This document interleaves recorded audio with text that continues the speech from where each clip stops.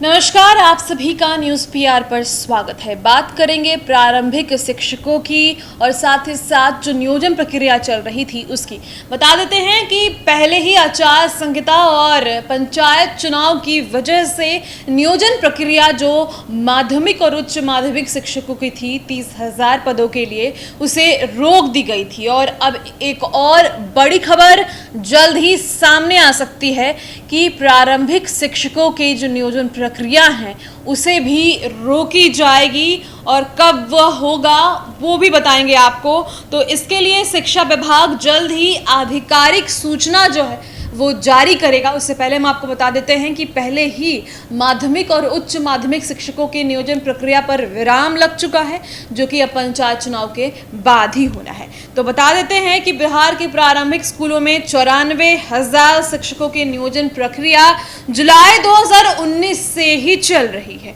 जुलाई और अगस्त 2021 में 2 चरणों में अंतिम रूप से चयनित अभ्यर्थियों की काउंसलिंग हुई और इन दोनों चरणों की प्रक्रिया में 85,920 पदों के ऊपर केवल 38,014 शिक्षक चयनित हुए, जबकि 47,906 पद अभी भी खाली हैं। इनमें से ज्यादातर महिला कोटे के लिए आरक्षित हैं।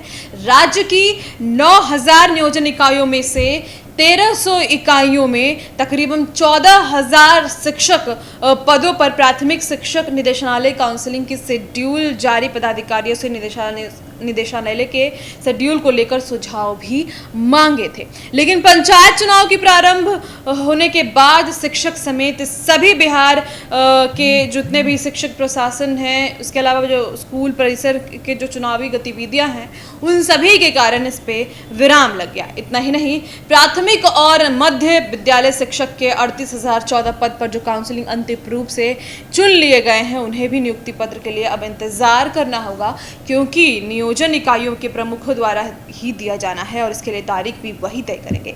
यह निर्वाचन प्रक्रिया के समाप्त होने के बाद ही होगा। आपको पक्के तौर पर मानी जा रही है बात कि 12 दिसंबर के बाद ही अब इन प्रक्रियाओं पर वापस से जो है चीज़ें शुरू हो सकेगी, काम शुरू हो सकेगा।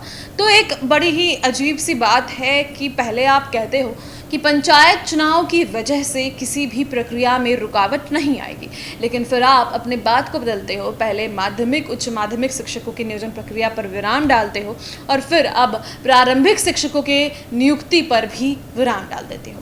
तो दिसंबर तक का इंतज़ार आप सबों को करना होगा। दिसंबर के बाद ही ये प्रक्रिया जो है वापस से शुरू हो चुकी।